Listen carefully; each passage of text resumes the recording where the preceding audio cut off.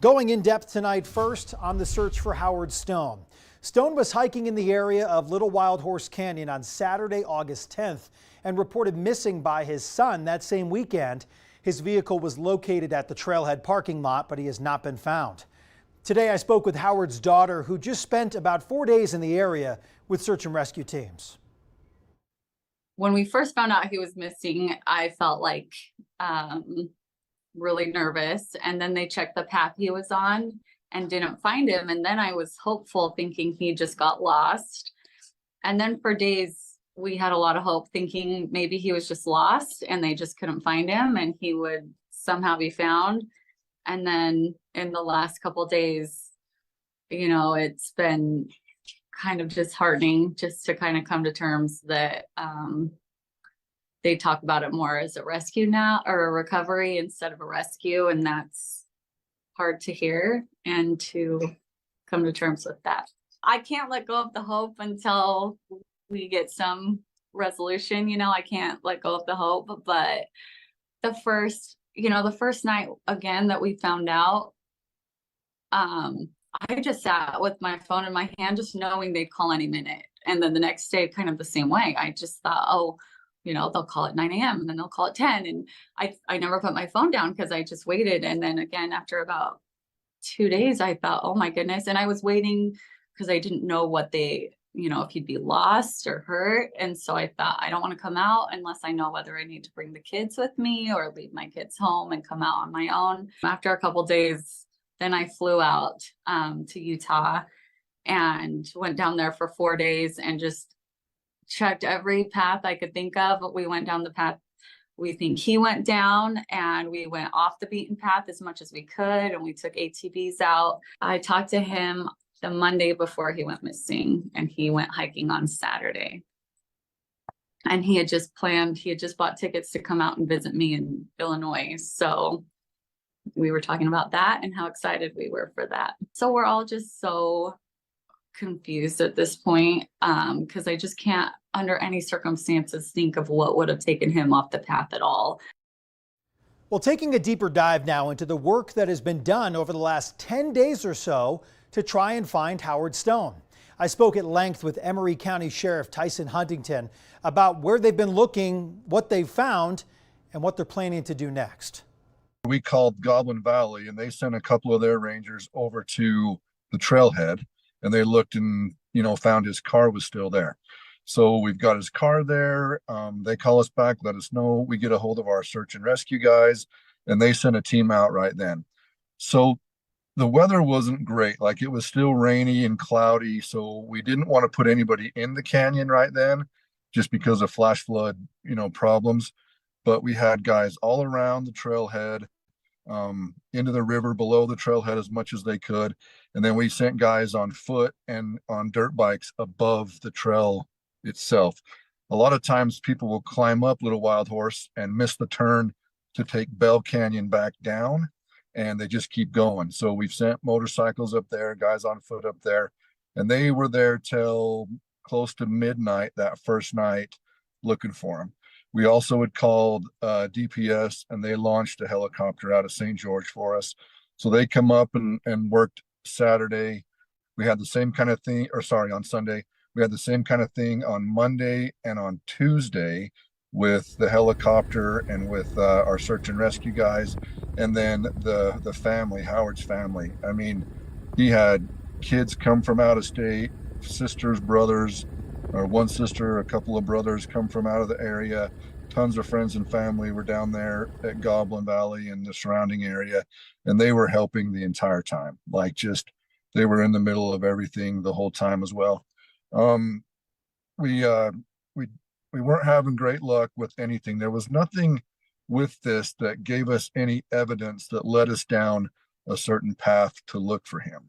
It was just kind of everywhere at that point. So we had everybody just going everywhere, looking every little cranny they could find, up every canyon, just trying to look everywhere, which is such a big, vast area with all kinds of little hiding spots. So it was a lot of work, and we had guys out there. We had Howard's family out there. Goblin Valley still had their people out there looking.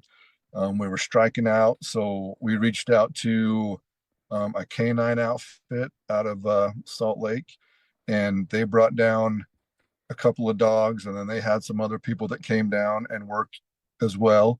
And they spent a couple of days down there. They stayed in Goblin Valley's campground. They allowed them to stay there for a couple of nights, and they deployed their dogs in all the places that we had been, through the trail and the trailhead up on top. Two of the dog handlers were with a deputy of mine. Two deputies went out with them, and they were with them the whole time with the dogs on side by sides, getting the dogs water and helping out. Sunday we were down looking again, and we really widened our search there.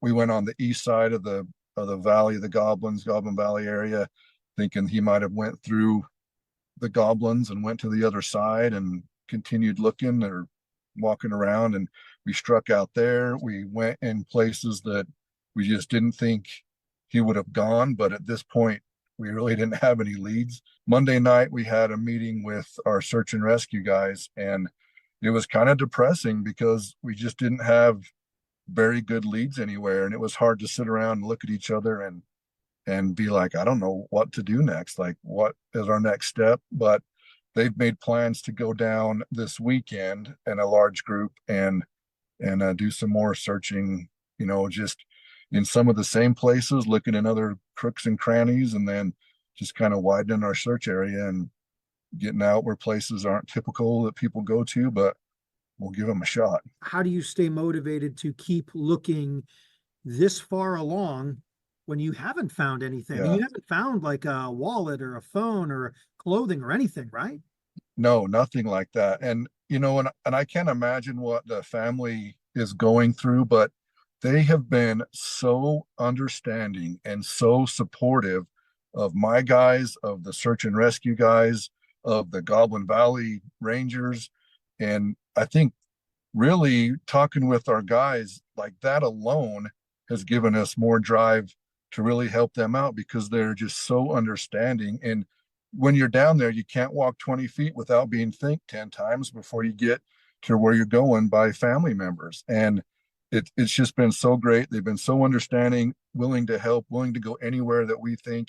And I think that that's really helped kind of combat the depression a little bit on not finding what we're looking for, but the families there are still helping us out. And then, the SAR guys are just driven. They're driven in their family life and their personal life. They're just those guys. So they don't like losing. They don't like not meeting their goal or finding what they're looking for.